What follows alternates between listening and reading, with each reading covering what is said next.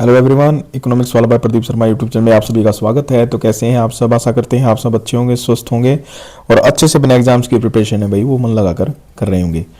देखिए, जो आज की हमारी वीडियो रहेगी वो रहेगी हमारी स्टैटिस्टिकल्स जॉब, जो सांख्यिकी विभाग के अंदर जो वैकेंसीज आती हैं, ठीक है, जैसे स्टैटिकल असिस्टेंट की है या असिस्टेंट स्टैटिकल असिस्टेंट जो एएसओ है, या हमारा क्या है, इसके अलावा एआरओ होती है जो असिस्टेंट रिसर्च ऑफिसर होता है, एपीओ होता है, एडीएस होता है, assistant of district statistical officer, ठीक है, ये या जेएफओ है, जूनियर फील्ड इन्वेस्टिगेटर। ये बहुत सारी वैकेंसीज आती हैं भाई, ठीक है, और लगभग सभी क्या हैं, लगभग लेवल 6 की क्या है वैकेंसीज रहती हैं।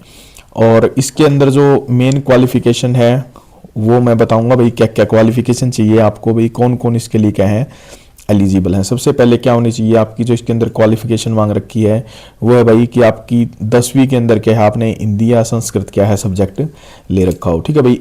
एक ही वीडियो बनाएंगे, पूरी लॉन्ग वीडियो रहेगी, और इसमें आपके जितने भी क्वेश्चंस थे, जैसे पीछे वीडियो बनी है उसमें बहुत सारे कमेंट्स आए हैं, उन सभी क्वेश्चनों के जवाब है हम इस वीडियो में देने का प्रयास करेंगे भाई, ठीक है। तो सबसे पहले हम यही देख लेते हैं कि इसके अंदर कौन कौन एलिजिबल होगा, ठीक है, क्योंकि बहुत सारे बच्चों के यही क्वेश्चंस रहते हैं कि सर क्या मैं इस पोस्ट के लिए एलिजिबल हूं। तो आप इस वीडियो को पूरा ध्यान से देखें, समझे, आपको सब पता लग जाएगा कि कौन इस वीडियो के लिए एलिजिबल है और कौन एलिजिबल नहीं है, ठीक है भाई। तो सबसे पहले क्या है, जो मिनिमम क्वालिफिकेशन है वो चाहिए भाई 10th, और 10th में आपका हिंदी या संस्कृत सब्जेक्ट होना चाहिए, ठीक है, ये सबका लगभग होता ही है। जो इसकी एज है भाई, एज चाहिए 18 से 42, आपकी मिनिमम एज 18 हो और मैक्सिमम एज कितनी हो भाई 42। जो एज रिलैक्सेशन है वो भाई जो गवर्नमेंट के इंस्ट्रक्शंस है उनके अकॉर्डिंग दिया जाता है, जैसे कि एससी हो गया, बीसीए, बीसीबी, पीडब्ल्यूडी, ईएसएम, ठीक है, इन सभी को क्या है भाई एज रिलैक्सेशन दिया जाएगा as per the government rules, ठीक है भाई। ये लास्ट टाइम की वैकेंसीज है भाई, 177 वैकेंसीज आई थी लास्ट टाइम, ठीक है, और इसका था भाई ग्रुप नंबर 10, ठीक है। बहुत सारे बोर्ड्स, डिपार्टमेंट और कॉरपोरेशन के अंदर इनकी वैकेंसीज आती हैं। स्टैटिक ऑफिसर की बहुत ही अच्छा पद है भाई, इसको सांख्यिकी अधिकारी भी बोला जाता है, ठीक है।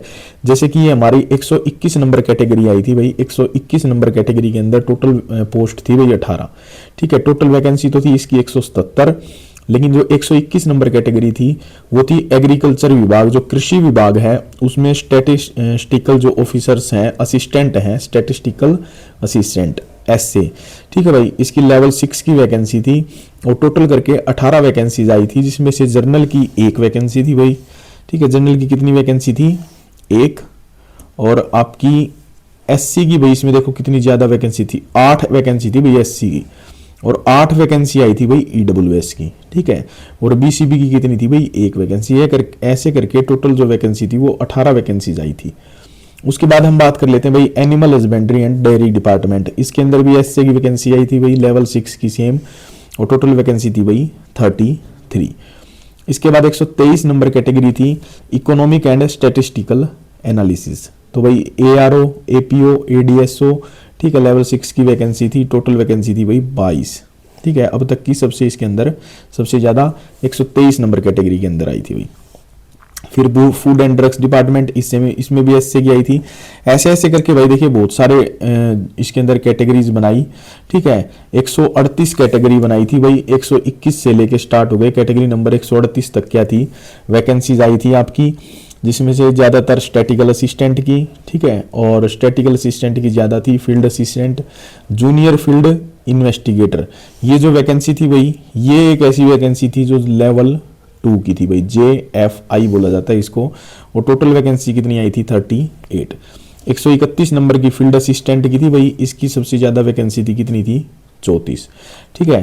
तो ऐसे करके आप मान के चलिए इकोनॉमिक एंड जो स्टैटिकल एनालिसिस है JFI, ये लेवल 2 की वैकेंसी थी। इसके अंदर क्या क्या क्वालिफिकेशन चाहिए एक बार ये देख लेते हैं। 130 नंबर कैटेगरी, ये रही 130 नंबर। 130 नंबर में इन्होंने क्या क्या मांग रखा था भाई?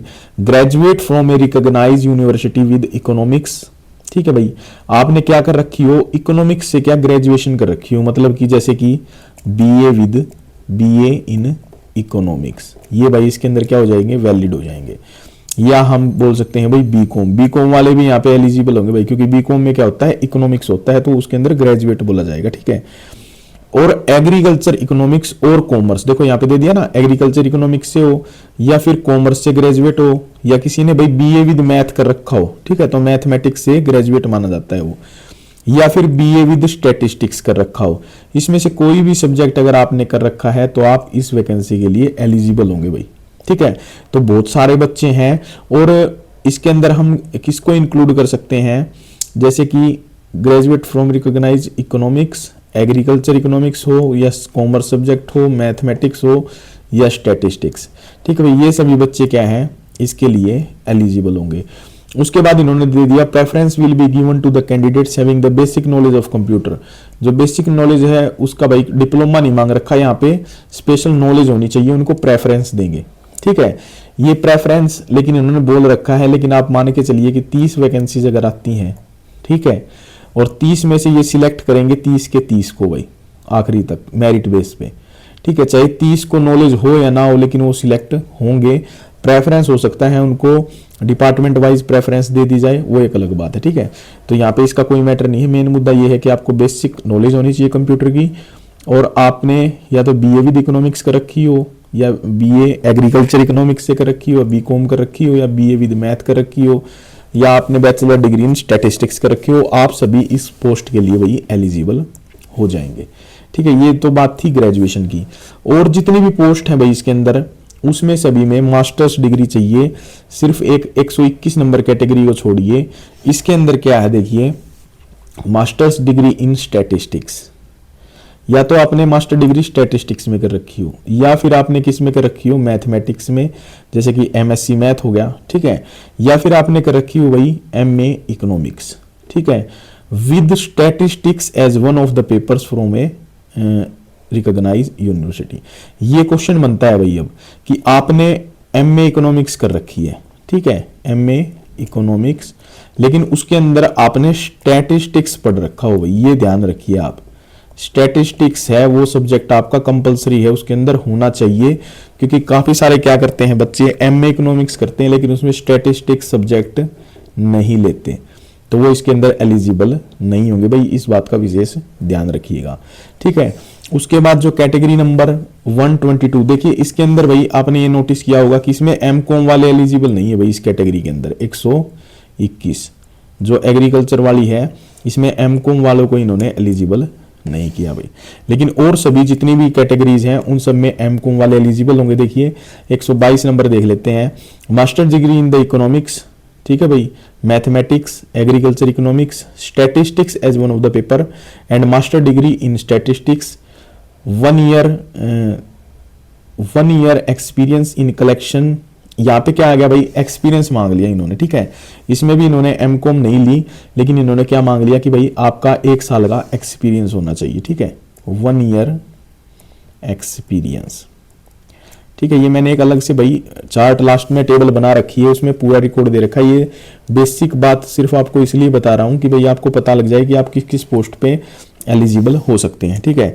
123 नंबर कैटेगरी इसमें देख लेते हैं, मास्टर डिग्री इन इकोनॉमिक्स, एग्रीकल्चर इकोनॉमिक्स, मैथमेटिक्स और कॉमर्स। देखिए भाई कॉमर्स आ गया ना यहाँ पे, तो एमकॉम वाले बच्चे यहाँ एलिजिबल होंगे, ठीक है भाई। 124 नंबर है, इसमें भी आप देख सकते हैं master degree from a recognized university in economics, agriculture economics, mathematics और कॉमर्स, तो यहाँ पे भाई एमकॉम वाले एलिजिबल होंगे, ठीक है। अब इन्होंने क्या बताया कि मार्क्स कितने चाहिए आपको मार्क्स चाहिए भाई 55%, ठीक है, 55% आपको मार्क्स चाहिए इसके अंदर। और जो 124 नंबर कैटेगरी है इसमें कोई मार्क्स नहीं मांग रखे भाई, सिर्फ आप चाहे पास हो, एमकॉम कर रखी हो या आपने एमए इकोनॉमिक्स, स्टैटिस्टिक्स, मैथमेटिक्स कुछ भी कर रखा हो, तो ऐसा है कि बहुत सारे जो जिन्होंने भी मास्टर्स डिग्री कर रखी है वो इन सब के लिए एलिजिबल हो जाएंगे। सिर्फ डिपेंड करता है कि एक्सपीरियंस वाली पोस्ट पे उनका नंबर नहीं आएगा। देखिए जैसे यहाँ पे आ गया ना, 1 year experience in collection, compilation and analysis of statistical data in the some government offices। फिर दूसरा 129 नंबर में 1 year experience of statistical work in the union state government public undertaking. देखो एक चीज ये भी है भाई, क्योंकि बहुत सारे बच्चों के क्वेश्चन होते हैं कि किसी ने है ना, मान के चलिए क्लर्क का कोई काम किया है किसी बैंक के अंदर और वो एक्सपीरियंस लगा के यहाँ पे बैठ जाएगा, तो उसका वैलिड नहीं माना जाएगा, क्योंकि इनको जो एक्सपीरियंस चाहिए ना वो चाहिए collection, completion and analysis of statistical data in some government offices. जैसे बहुत सारे प्राइवेट इंस्टीट्यूट होते हैं भाई, जिसके अंदर क्या होता है कि बहुत सारी स्टैटिस्टिकल वर्क्स करने होते हैं उन प्राइवेट इंस्टीट्यूट को, ठीक है। अगर उसमें आपने काम कर रखा है ना तो आप एलिजिबल होंगे, तब आपका जो एक्सपीरियंस है वो काउंट किया जाएगा इन स्टैटिस्टिकल जॉब के लिए, ठीक है भाई। तो ये सारी वैकेंसीज हैं आपकी, और इसमें अलग अलग एक्सपीरियंस मांग रखा है। जैसे इन्होंने एक्सपीरियंस की अब बात करी, यहाँ पे एक्सपीरियंस देख लेते हैं क्या मेंशन मांगा है इन्होंने। For the purpose of the age relaxation and the essential qualification, the experience will be the considered only after acquiring the essential qualification. Experience certificate should be issued by the competent authority of the concerned department, board, corporation, company, statutory body, commission, authority and cooperative banks, etc. ठीक है भाई, इन सभी में से आपने कहीं से भी क्या कर रखा होगा, एक्सपीरियंस अगर ले रखा होगा तो वो वैलिड होगा and under the Haryana government, और वो किसके अंडर होना चाहिए, हरियाणा गवर्नमेंट के अंडर में हो, ठीक है। The details of the salary, designation, date of joining, period of service, data issuance of certificate of the concerned post should be clearly mentioned in the experience certificate. ये सारी आपको डिटेल उसके अंदर भाई देनी पड़ेगी, ठीक है, जो आपका एनेक्सर 3 में क्या दे रखा है, परफॉर्मा दे रखा है, ठीक है।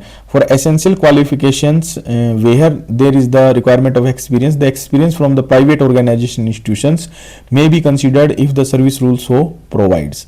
The required experience certificate should be issued by the competent authority of the private organization institution concerned. The detail of salary, designation, date of joining, period of service, date of issuance of certificate of the concerned post should be clearly mentioned in the experience certificate, and the copy of forma is placed at the annexure 4. जो भाई private institute से जिन्होंने experience ले रखा है, काम कर रखा है, उनका एनेक्सर 4 में दिया है भाई, ठीक है। अब हम देख लेते हैं कि आपको डॉक्यूमेंट्स क्या क्या अपलोड करने हैं जब इसके फॉर्म, क्योंकि इसके फॉर्म है भाई जल्द निकलने वाले हैं आपको, ठीक है।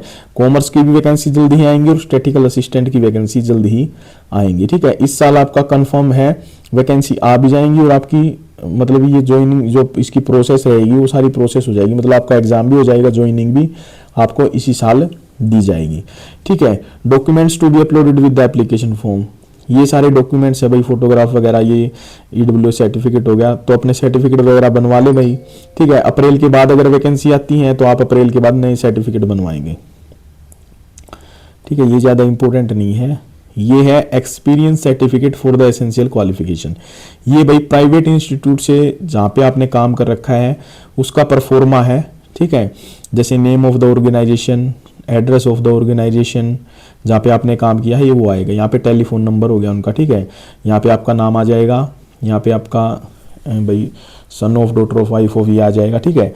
नेम ऑफ द पोस्ट, आपने किस पोस्ट के ऊपर काम किया है, जैसे आपने किया है भाई स्टैटिकल ऑफिसर के उस पर काम किया है, स्टैटिकल असिस्टेंट की पोस्ट पे काम कर रखा है, या आपने कोई जूनियर फील्ड इन्वेस्टिगेटर की पोस्ट पे काम कर रखा है, ठीक है। इस टाइप के एक्सपीरियंस है ना जो डेटा से रिलेटेड होंगे, जैसे डेटा कलेक्शन है, ठीक है, डेटा रिप्रेजेंटेशन है, वो चीज़ उसका एक्सपीरियंस आपका काउंट होगा भाई इसके अंदर।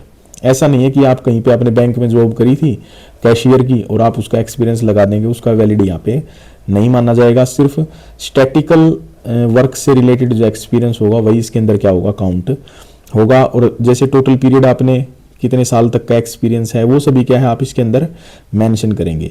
और इसके बाद क्या है भाई, bank account in which salary report, जो आपका सैलरी अकाउंट है वो आपको डालना पड़ेगा, ईपीएफ आईडी नंबर आपको डालना पड़ेगा, ईएसआई कार्ड वगैरह, इसकी जितनी भी ये मांग रखी है इन्होंने, जैसे कि copy of bank statement, passbook in which salary deposited for the relevant period, भाई जिस बैंक में आपकी सैलरी आती है उसका record, copy of member passbook statement of EPF contribution for the relevant period, भाई आपने जो पासबुक है स्टेटमेंट की, ठीक है, जिसमें आप ईपीएफ आपका कटता है उसकी क्या है, उसकी आपकी ट्रांजैक्शन लगेगी, ठीक है। आपका ईएसआई कंट्रीब्यूशन जाता है उसकी ट्रांजैक्शन होनी चाहिए। तो ये सभी क्या है भाई, बहुत सारे इसके अंदर डॉक्यूमेंट्स मांग रखे हैं जो प्राइवेट ऑर्गेनाइजेशन में क्या है वर्क करते हैं और उसका एक्सपीरियंस सर्टिफिकेट लगाते हैं। इसके बाद हम बात कर लेते हैं भाई, ये है आपकी टेबल जिसके अंदर क्या है भाई, ये सारी कैटेगरीज नंबर है, ठीक है, और ये है इनकी क्वालिफिकेशंस, और ये वो टेबल है कि भाई इसके अंदर आपका सीईटी फॉर मेंस के लिए जो कट ऑफ गई थी भाई, ठीक है, मेंस की कट ऑफ लगी थी भाई, उसकी ये टेबल है, ठीक है। 121 नंबर जो कैटेगरी थी उसकी कट ऑफ क्या गई थी वो यहाँ पे है। देखिए यहाँ पे वैकेंसी कितनी थी, यहाँ पे वैकेंसी इसकी थी लगभग 18 वैकेंसीज, ठीक है। तो मेरे हिसाब से 8 EWS की वैकेंसी आई थी और 8 थी, एक वैकेंसी UR की थी, एक BCB की और 8 थी SC की भाई, ठीक है। तो इसकी देखिए master degree in math stat ये यहाँ पे दे रखी है क्या क्या क्वालिफिकेशन चाहिए, दोबारा से मैंने मेंशन करवा रखा है। UR की जो कट ऑफ गई थी वो गई थी भाई 75.36, 121 नंबर कैटेगरी, ठीक है। EWS की गई थी भाई 63.24, देखिए कितनी डाउन गई थी, क्यों गई भाई, क्योंकि यहाँ पे वैकेंसीज 8 थी भाई, 8 का कितना गुना हुआ था, 4 गुना, इस बात का ध्यान रखिएगा। लेकिन यहाँ पे क्या 10 से अगर कम हो तो कितना गुना किया उन्होंने, 5 गुना। तो अब की बार कितना है भाई, अब की बार होगा 10 गुना, 8 वैकेंसी थी आएंगी, तो ये मान के चलिए 80 बच्चे क्या होंगे भाई, शॉर्ट लिस्टेड होंगे। कितने बच्चे शॉर्ट लिस्ट होंगे, 80 बच्चे शॉर्ट लिस्ट होंगे भाई, ठीक है। तो BCB की जो गई थी भाई कट ऑफ वो गई थी 71.6 और जो आपकी SC की कट ऑफ गई थी वो गई थी भाई 58.11, ठीक है भाई। अब हम बात कर लेते हैं 123 नंबर कैटेगरी। 123 नंबर कैटेगरी में भाई जिसमें क्या थी, MCOM वाले भी एलिजिबल थे, उनकी UR की जो कट ऑफ गई थी 4 गुना की, वो कितनी थी भाई 70.64, EWS की भी 70.64, BCA की 69.70, BCB की 70.67, SC की 63.41। देखिए भाई अभी तक है ना SC की 70 गई नहीं है, जबकि एक एक दो पोस्ट ही है। अच्छा जी 124 नंबर कैटेगरी थी भाई, उसमें भी सेम यही क्वालिफिकेशन थी, सिर्फ UR की यहाँ पे वैकेंसी थी, तो UR की गई भाई यहाँ पे 75.80। 125 में भी UR की वैकेंसी आई थी 75.10। 127 नंबर कैटेगरी थी, उसमें 73.19 UR की कट ऑफ रहती है भाई, यहाँ पे वैकेंसी नहीं है भाई, ठीक है। डॉट डॉट का मतलब है कि यहाँ पे वैकेंसी आई नहीं। 127 नंबर BCA कैटेगरी की 69.38, BCB की 72.67, SC की 66.60। इसके बाद 130 नंबर कैटेगरी आती है भाई bachelor in commerce eco math, ये जो जूनियर फील्ड इन्वेस्टिगेटर वाली है, लेवल 2, यहाँ पे लेवल क्या है भाई 2, ठीक है। यहाँ पे लेवल कर लो, ये लेवल है, ये लेवल 6 है, ये भी लेवल 6, ये सभी लेवल 6 की हैं, लेकिन 130 नंबर है ये क्या है, लेवल 2 की है। 74.69 इसकी गई भाई UR की, 74.16 EWS, 71.68 आपकी BCA की, BCB की 72.67, SC की आपकी 66.0039, ठीक है भाई। और 131 नंबर की देख लेते हैं 74.15, EWS की भी 74.15, BCA की 73.32, BCB की 71.16 और आपकी SC की भी 66.12।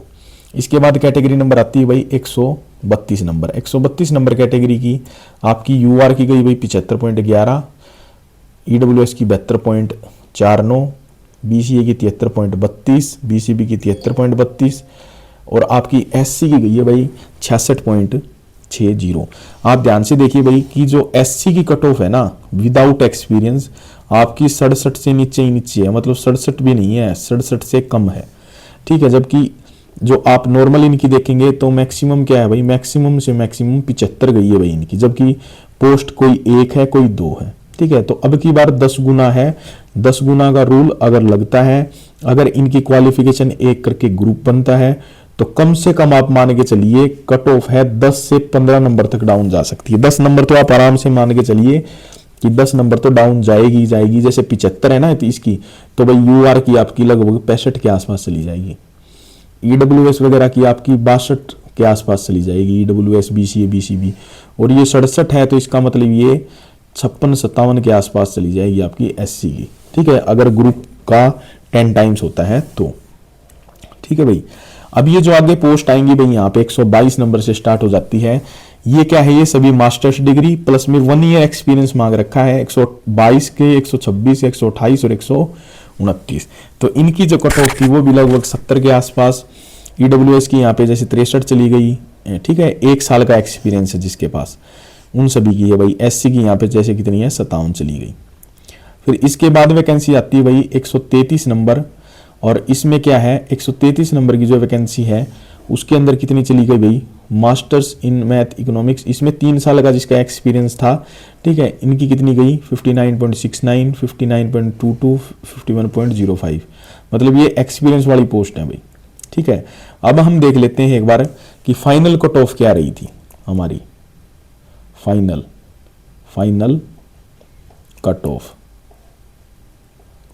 कट ऑफ देख लेते हैं। तो एसए की जो फाइनल कट ऑफ थी भाई यूआर की, क्योंकि एक ही वैकेंसी थी इसलिए इसकी कट ऑफ बहुत आई गई भाई 77.025। लेकिन अगर आप ईडब्ल्यूएस की देखें तो ईडब्ल्यूएस की 8 वैकेंसी थी भाई 59.475। देखिए कितने कम मार्क्स पे लेवल 6 की जॉब ले चुके हैं भाई ईडब्ल्यूएस वाले कैंडिडेट्स। ऐसे ही 59.475 सेम एससी वाले भी भाई 60 नंबर भी जिस बच्चे के थे उनका यहाँ पे सिलेक्शन हो गया था। ठीक है, 123 नंबर कैटेगरी 69.225 देखिए भाई। उसके बाद ईडब्ल्यूएस की 55.575, बीसीए की 67.275, बीसीबी 68.25, एससी की 66.3। मतलब जिस बच्चे के 70 के आसपास नंबर थे ना उनका तो सिलेक्शन था। और जो रिजर्व कैटेगरी वाले भाई जैसे ईडब्ल्यूएस वाले अभी तक देखिए 60 से कम ही मार्क्स हैं।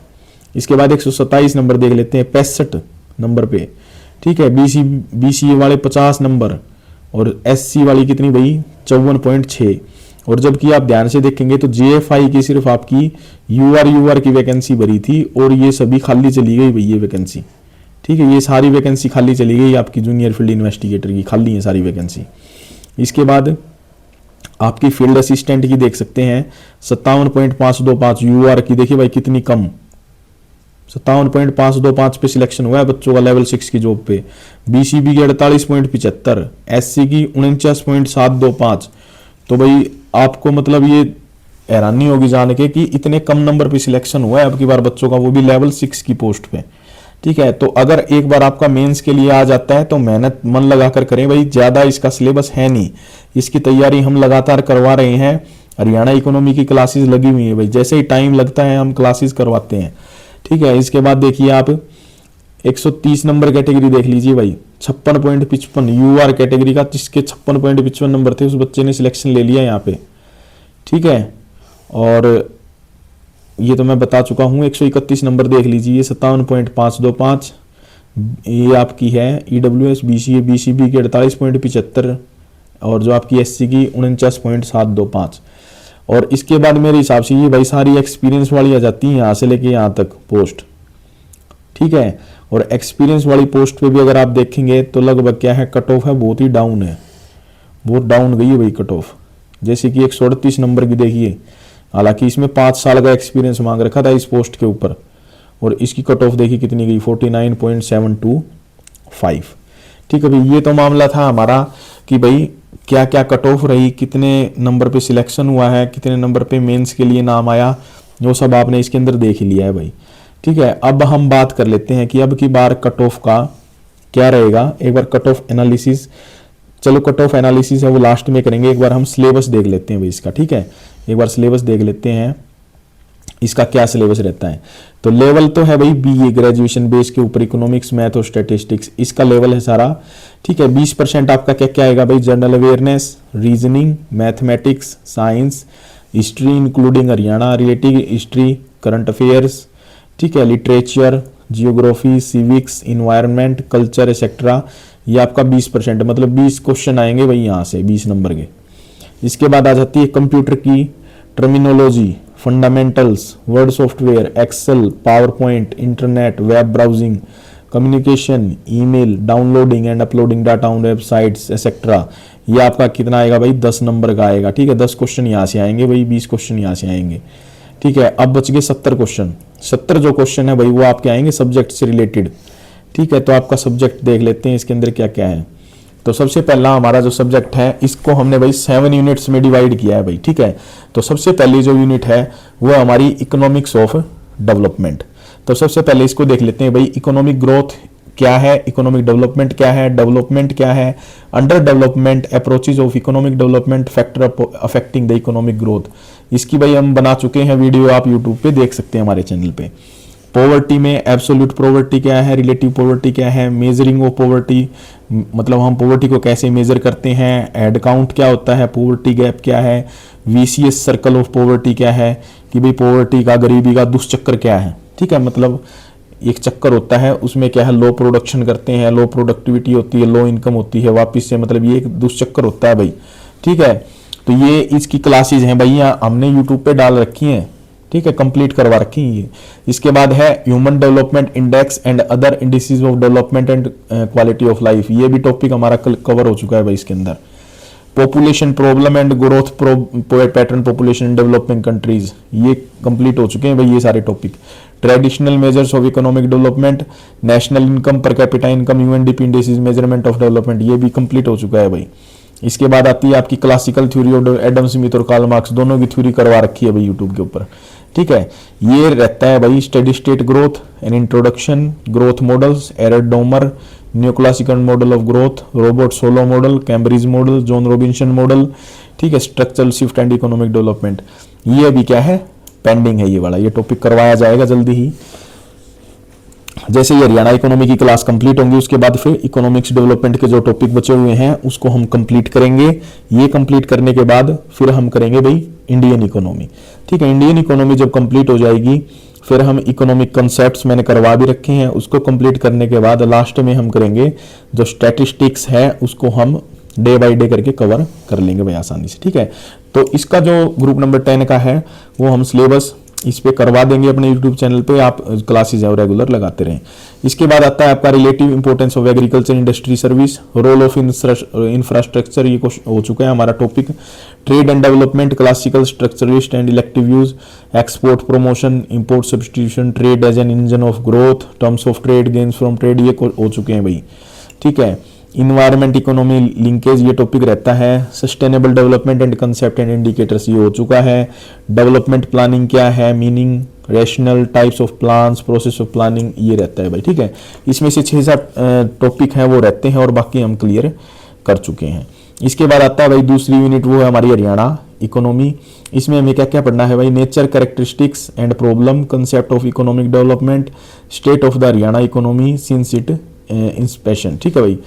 इसके बाद है भाई income, population, health, nutrition and declining sex ratio, Haryana agriculture, nature, cropping pattern क्या है, role of agriculture in Haryana economy, major of development in agriculture, crop insurance, agriculture credit, agriculture finance, type of agriculture finance, credit needs of farmer, source of credit, institutionals and non institutional resources, ये भाई पूरा agriculture का topic है, ये जल्द ही हम आपको Haryana economy के अंदर करवा देंगे भाई, ठीक है। इसके बाद अगला टॉपिक आता है भाई हरियाणा इकोनॉमी का नाबार्ड, ये हम भाई नाबार्ड का हम कर चुके हैं, एमएसएमई हम कर चुके हैं, एसईजेड हम कर चुके हैं, ठीक है। ग्रोथ ऑफ एमएनसी रहता है, रोल ऑफ एचएसआईडीसी कर चुके हैं भाई, एफएड को कर चुके हैं, एचकेवीआई भी कर चुके हैं, एचएफसी रहता है भाई हरियाणा फाइनेंस कमीशन, ये हम जल्दी ही करवाएंगे आपका, ठीक है। तो ये कुछ इसके अंदर रहते हैं। हरियाणा बजट, भाई हरियाणा बजट हम करेंगे जब हरियाणा का बजट आ जाएगा उसके बाद, क्योंकि अभी तो एग्जाम होने वाला नहीं है, नए क्वेश्चन है वो नए बजट से ही आएंगे। जैसे ही न्यू बजट आएगा भाई हम उसके ऊपर क्या है पूरी क्लास एक लगा देंगे, ठीक है भाई। तो ये था भाई हमारा हरियाणा इकोनॉमी। इसके बाद आता है भाई एलिमेंट्री मैथमेटिक्स। मैथमेटिक्स है भाई जिन बच्चों ने सीईटी की तैयारी करी है उन्होंने ये सभी कर रखे होंगे भाई, क्योंकि बिल्कुल ही बेसिक मैथ दे रखा है, ठीक है। ये आप कहीं से भी कर सकते हैं। इसके बाद भाई 4th यूनिट आती है इकोनॉमिक कॉन्सेप्ट्स, ये हमने करवा रखे हैं भाई, जैसे कि law of demand and supply, concept of elasticity, demand forecasting, price determination under the different markets, national income, economic growth and planning, inflation, money and banking का रहता है। मनी एंड बैंकिंग ये आपको एक क्लास लगा देंगे, ठीक है। तो आपका ये इकोनॉमिक कंसेप्ट भी क्या हो जाएगा, क्लियर हो जाएगा। इसके बाद रहता है भाई फाइनेंशियल अकाउंटिंग। फाइनेंशियल अकाउंटिंग है भाई 11th की जो बुक आती है वहां से आप इसको कर सकते हैं। इंट्रोडक्शन टू अकाउंटिंग, अकाउंटिंग के कॉन्सेप्ट्स क्या क्या हैं, ठीक है। कन्वेंशंस क्या क्या है, अकाउंटिंग प्रोसेस क्या है, journalizing, posting of ledger account, subsidiary books including cash book, bank reconciliation statement, preparation of trial balance, final accounts, error and rectifications, depreciation and reserves, single entry and known. भाई ऐसा है देखो, अगर time बचेगा, अगर जैसे हो सकता है कि एग्जाम में 2 महीने 3-4 महीने भी लग जाएं वैकेंसी आने में, अगर हमारा सिलेबस जल्दी कवर हो जाता है तो आपकी फाइनेंशियल अकाउंटिंग की भी हम क्या है भाई 15 से 20 दिन में इसको भी कवर अप आपका करवा देंगे, ठीक है भाई। लास्ट हमारा टॉपिक बचता है, इसके बाद एक स्टैटिकल और है इंडियन इकोनॉमी। तो इंडियन इकोनॉमी भी बहुत लंबा आपका सब्जेक्ट रहेगा, ठीक है। कम से कम 1 से 1.5 महीना इसको कवर करने में हमें लग जाएगा। इसके अंदर हम क्या क्या देखेंगे, कैपिटलिस्ट जो इकोनॉमी है वो कितनी तरह की होती है भाई, 3 तरह की होती है, कैपिटलिस्ट, सोशलिस्ट और मिक्स्ड इकोनॉमी, ठीक है भाई। सोशलिस्ट जैसे कि जो गवर्नमेंट की होती है, कैपिटलिस्ट जो प्राइवेट होती है, मिक्स्ड होती है जो प्राइवेट, जैसे कि हमारी इंडियन इकोनॉमी मिक्स्ड इकोनॉमी है भाई, ठीक है।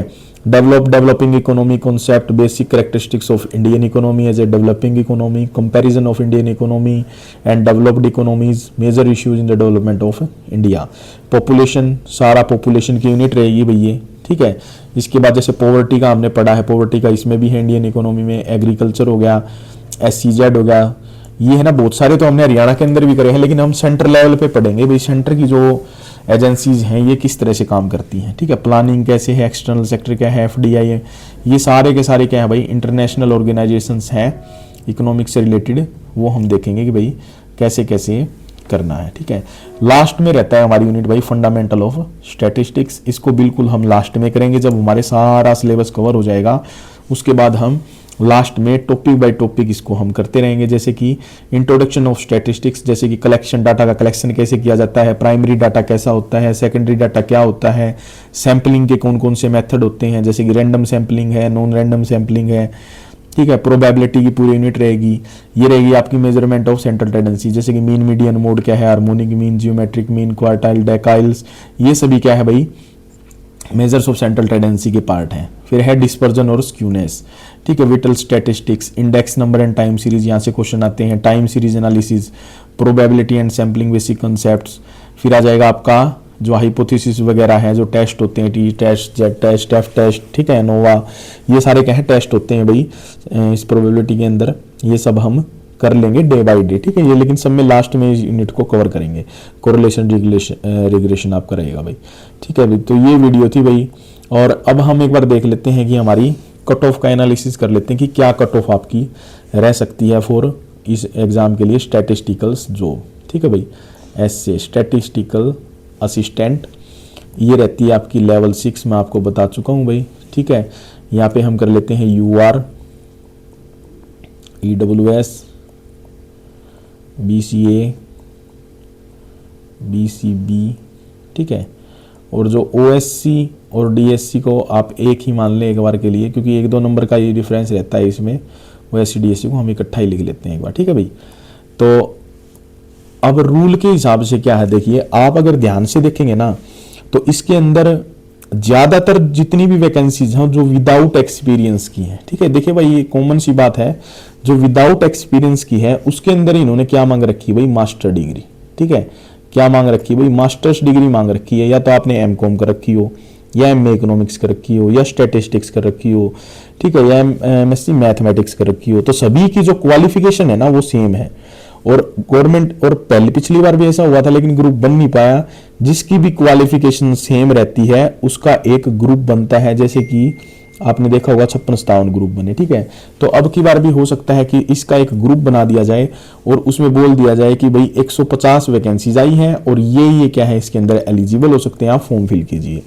और 150 का कितना गुना हो जाएगा भाई, 10 गुना, और लगभग 1500 बच्चे क्या है भाई बैठ जाएंगे इस एग्जाम में, जबकि पिछली बार है ना 150 बच्चे भी नहीं बैठ पाए थे भाई रिपीटेशन के कारण, ठीक है। तो अगर 1500 बच्चे बैठते हैं ना तो UR की आपकी जो कट ऑफ है, जो अब की बार 73, 72, 75 के आसपास गई थी, वो आपकी लगभग ये मान के चलिए 60 से लेके और 63-64 तक आपकी क्या है UR का नंबर आ जाएगा। EWS की अगर बात करें तो आप 60 के आसपास मान सकते हैं भाई, ठीक है। 60 के आसपास क्या है आप इसको मान के चलिए। BCA, BCB वाले भी भाई 60 के आसपास इसको मान के चल सकते हैं। OSC DSC वाले मान के चलिए भाई कि 55 से लेके और आप 60 तक मान लीजिए, मिनिमम 55 और मैक्सिमम है कि 60 वाले को तो कन्फर्म है आएगा ही आएगा। 55 से जिस बच्चे के 60 के नंबर हैं आसपास, उन बच्चों का भाई लेवल 6 की इस वैकेंसी के लिए आ सकता है, जिन बच्चों ने MCOM कर रखी है या masters in statistics, mathematics, economics, ठीक है, ये कर रखी है। सिर्फ एक सब्जेक्ट है कि भाई आपका स्टैटिकल सब्जेक्ट होना चाहिए, जो इकोनॉमिक्स जिन बच्चों ने कर रखी है भाई, ठीक है। तो ये थी भैया आज की वीडियो, टोटल मैंने इसमें जितने भी क्वेश्चंस आपने करे थे भाई उन सभी के मैंने लगभग जवाब दे दिए हैं। ठीक है, आप है भाई स्टैटिकल असिस्टेंट की तैयारी है वो हमारे यूट्यूब चैनल से जुड़ के कर सकते हैं। भाई संयम है वो आपको रखना पड़ेगा। ठीक है, अचानक से आप ये सोचें कि हमारे पास सारा का सारा सिलेबस की सभी क्लासेस मिल जाएं, ऐसा कहीं भी पॉसिबल नहीं है। आप कहीं भी देख सकते हैं, न तो इसके ज़्यादा बैच हैं। अगर कहीं बैच आपको मिल भी जाएगा तो उसमें ऐसे ही जल्दबाजी के साथ पढ़ाया जा रहा है भाई। ठीक है, क्योंकि उनको क्या है, उनको अपने बैच बेचने हैं कि भाई बैच निकाल दो, बस एक बार एडमिशन लो, कैसे भी कहीं से भी टीचर पकड़ो, पीडीएफ से पढ़ाएगा वो कैसे भी करके वो एक बार अपना सिलेबस करवा के निकल जाएगा। ठीक है, लेकिन इसके अंदर क्या है, हम एक एक प्रॉपर तरीके से हम क्या है तैयारी करवा रहे हैं अपने यूट्यूब चैनल के ऊपर। ठीक है, एक दिन में एक ही वीडियो आ पाएगी भाई, 2 से 3 महीने में इसका सिलेबस है वो आराम से कवर हो जाएगा, क्योंकि हरियाणा इकोनॉमी का है ना, ज़्यादा दिन का नहीं है, बस 5 से 6 दिन के अंदर या 1 हफ्ते के अंदर हरियाणा इकोनॉमी कंप्लीट हो जाएगी। इकोनॉमिक कंसेप्ट्स हमने ऑलरेडी करवा रखे हैं। इकोनॉमिक्स ऑफ डेवलपमेंट की कम से कम 70% सिलेबस आपका हो चुका है हमारे यूट्यूब चैनल पे। ठीक है, तो 3 सब्जेक्ट तो आपके कंप्लीट हो गए। इसके बाद बच गया आपका मैथमेटिक्स, ये आपने सीईटी की तैयारी करी है तो आपका उसमें वो आता ही है, आपको 4 हो गए। उसके बाद बचता है आपका जो फाइनेंशियल अकाउंटिंग है वो आप कर सकते हैं, फाइनेंशियल अकाउंटिंग अपने 11th की बुक से। अब मेजर सब्जेक्ट बचेंगे, उसके बाद इंडियन इकोनॉमी और स्टैटिकल जो स्टैटिस्टिक्स है। ठीक है, वो धीरे करके हम 2-2.5 महीने में उसको आराम से क्या है कवर अप कर लेंगे। तो आप मन लगाकर हमारे चैनल से जुड़े रहें भाई, तैयारी करते रहें। ठीक है, स्टैटिकल असिस्टेंट बहुत ही अच्छा पद है, सांख्यिकी अधिकारी होता है लेवल 6 का। जल्दी जल्दी इसके अंदर प्रमोशन होती है और आप जल्दी ही ग्रुप बी और रिटायर होंगे, उस टाइम तक तो आप ग्रुप ए में चले जाएंगे भाई। ठीक है, टॉप ऑफ द जो ऑफिसर लेवल होता है। तो भाई आज की वीडियो में केवल मात्र इतना ही। अगर आपको वीडियो अच्छी लगे तो भाई प्लीज़ चैनल को लाइक करें, सब्सक्राइब करें। Thank you so much. आपकी तैयारी है बिल्कुल फ्री ऑफ कॉस्ट करवा रहे हैं भाई। ठीक है, क्योंकि बहुत सारे बच्चे ऐसे होते हैं पढ़ने वाले जिनके पास भाई फीस तक देने के क्या है पैसे नहीं होते, और हमारा टारगेट यही है कि भाई हम एजुकेशन प्रोवाइड करवाएंगे, वो भी बिल्कुल फ्री ऑफ कॉस्ट। ठीक है भाई, ऐसे ही हम तैयारी करवाते रहेंगे और लाइफ टाइम हम कोई बैच नहीं निकालेंगे इस चैनल के ऊपर। ठीक है, ये मेरा पर्सनल चैनल है और मैं भी एक स्टूडेंट रहा हूँ, मैंने भी सिलेक्शन पाया है और लास्ट तक मेरा टारगेट यही रहेगा कि हम यूट्यूब पे सिर्फ वीडियो बनाएंगे, चाहे वो किसी भी टॉपिक की हो। ठीक है, ये सब जब एक बार पेपर हो जाएगा उसके बाद हम 11th 12th पढ़ाना स्टार्ट कर देंगे। मतलब बच्चों को हम बिल्कुल फ्री एजुकेशन प्रोवाइड करवाएंगे भाई। जिसके पास भी इंटरनेट होगा वो इसको कहीं से भी देख सकता है बैठ के आराम से। ठीक है, इसका कोई आपको पैसा नहीं देना पड़ेगा। तो भाई वीडियो आपको कैसी लगी, अगर आपको वीडियो अच्छी लगी हो तो भाई प्लीज़ चैनल को लाइक करें, सब्सक्राइब करें। Thank you so much. जय हिंद, जय भारत भाई।